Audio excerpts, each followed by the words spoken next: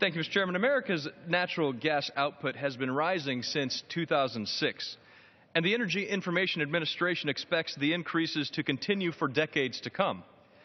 As a result, we can meet domestic demand for affordable natural gas while also producing a surplus for export to our allies around the world.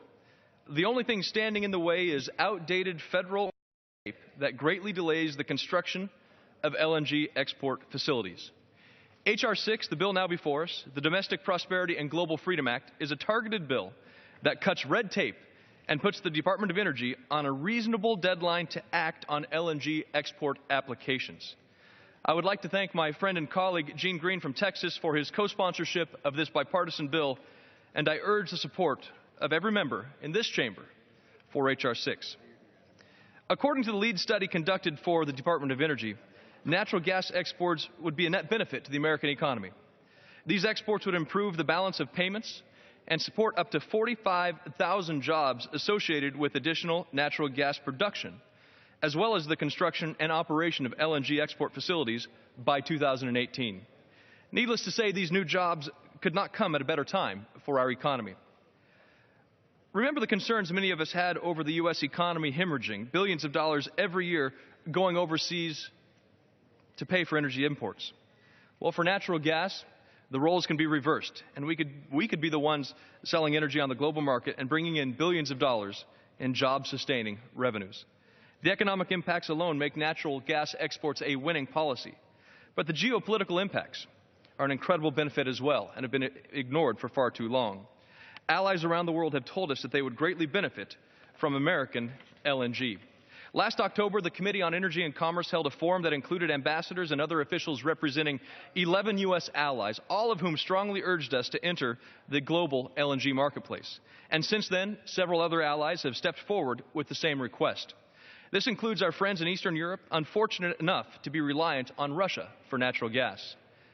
Not only do these nations face unfair pricing, but also political pressure as a result of their dependence on Russia. These nations believe that the very signal, the very passage of the signal that we are serious about LNG exports would immediately reduce Russia's negotiating leverage, even before the first molecule of LNG shipment actually goes out. H.R. 6 will start doing good the very day it's enacted. I should note that our efforts on LNG exports began before the current crisis erupted in Ukraine. But Russia's actions over the past several months demonstrate the importance of this bill. And Russia's recent decision to cut off supplies to Ukraine further underscore the need for America to provide Europe, an alternative supply of natural gas. Indeed, we can effectively push back against Russia's aggression and help our friends without ever putting any troop in harm's way. Beyond Europe, we can also strengthen our economic ties with allies in Asia who would rather buy their energy from us than from less reliable Middle Eastern suppliers. We can also assist nations in achieving their environmental goals by offering the option of clean-burning natural gas. And we can help many developing countries by providing them with an energy source that is cheaper than the choices available to them now. The economic benefits alone, or the geopolitical benefits alone, make LNG exports a worthwhile policy. But taken together, they make it a no-brainer. Unfortunately, the decades-old federal approval process for LNG export facilities is acting as an impediment. Proposed projects have languished at DOE for years on end, and while DOE has recently announced some changes to the process, the agency is still under no deadline to act. The amendment that I am offering with Mr. Green changes that. It provides that once the extensive environmental review conducted by the Federal Energy Regulatory Commission to comply with the National Environmental Policy Act is complete for a project, the Department of Energy has a 30-day deadline to issue a final decision on the application pending before the agency. It's a sensible and workable solution to the current regulatory bottleneck. It's an answer to a call from our allies for energy security. It is time to help our friends abroad.